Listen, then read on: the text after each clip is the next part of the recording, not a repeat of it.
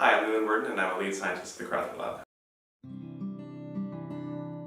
The reason that we really started this study was because we were trying to basically collate all these different innovations that we believe are occurring in restoration at local scales and just try to understand how they could actually be scaled up. We had this workshop with a whole bunch of ecologists and practitioners, and in that doing so, we tried to come up with what we thought were innovative restoration approaches. And this was all based on our knowledge of working all over the world, and then through doing that, we came up with the general list.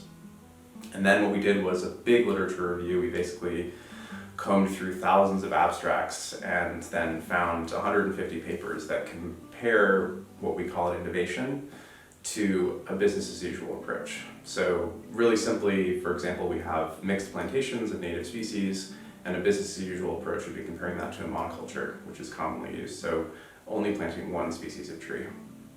And then what we did was we have these paired plots where in studies actually measured the innovation compared to the business as usual approach, and then we just categorized different types of recovery. So recovery of forest complexity, recovery of plant biodiversity, and then we say, did the innovation increase the outcome over the business as usual? Did it remain the same, or was the business as usual actually better?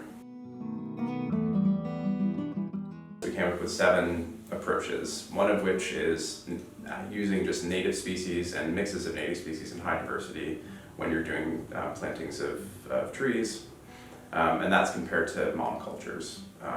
The other situation we looked at was actually mixing native tree species with economic species that can be harvested to offset the cost of doing restoration, and this has been really effective in Brazil and other places. So basically just trying to make sure that you have something that can be selectively harvested that you can actually gain some economic value out of it. And then another one that we looked at has been applied in certain contexts, and basically the umbrella for this approach is called spatially patterned planting. It's also called applied nucleation. And essentially this means planting in a more complex way. So we always want to plant in straight rows when we're planting trees. It's much better to do this in a kind of complex, kind of more chaotic way like nature actually recovers.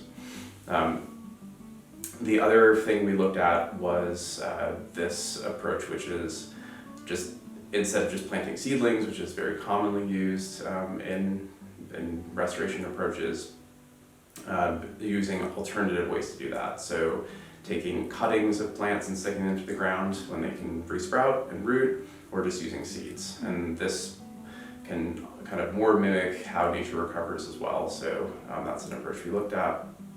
And then the last 3 were different types of soil amendments, one of which is trying to recover the microbiome in the soil, adding biochar, so essentially just charcoal to the soil that's produced in agricultural areas usually. And then the last was using bio-waste. So we found actually a whole range of different bio-wastes, from orange peels to actually adding sewage sludge and compost in different contexts to make recovery faster.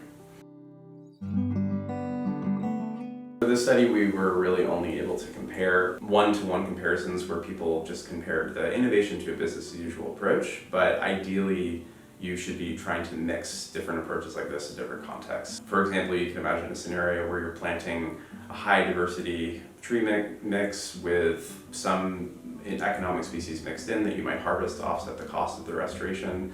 And then you're also doing different types of soil amendments to make things kind of grow faster at the same time as well. So through doing that, you would be able to boost vegetation recovery theoretically faster than just applying one at a time.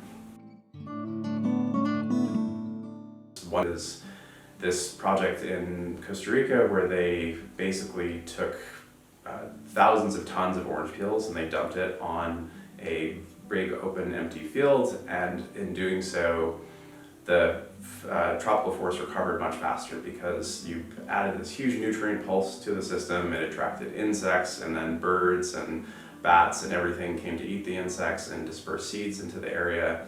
So through kind of adding that pulse of bio-waste, you gave the plants all the nutrients they needed to grow, and then you kind of had the disperser community come back and then make that recovery faster. And this has been applied in kind of different smaller contexts as well too. But we kind of see this general biowaste approach as something that could really be scaled up. So one of the main reasons that a lot of these methods kind of end up being used quite locally and not scaled up is that we lack the infrastructure to scale them. And this is really limited by the fact that we kind of also lack this economy that's basically focused on restoration.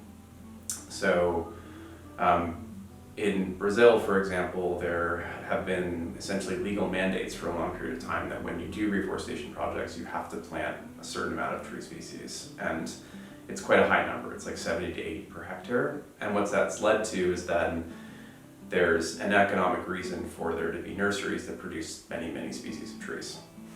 So that shift and kind of the infrastructure from collecting the seeds to growing the species, and then there being a production nursery that's growing lots of species allows that to occur. But we need to kind of incentivize this reason to actually build that infrastructure. But we also have colleagues that are scaling up microbiome restoration at thousands of hectares in the southeastern United States, and this has occurred because they've just thought about all the process that they need to do to actually make that happen, and then worked with existing nursery producers so that they can actually kind of plug that into the system that's working. But it really just takes building that kind of infrastructure and making sure that all of the kind of pieces are worked out to actually make it happen. Yeah, so there are a couple things that were surprising. One of which is that in many cases, we actually didn't find many negative outcomes of applying some of these innovations. So either they were kind of overwhelmingly increasing vegetation recovery outcomes, or kind of had the same outcome as the business as usual, but were a bit more cost effective in certain cases.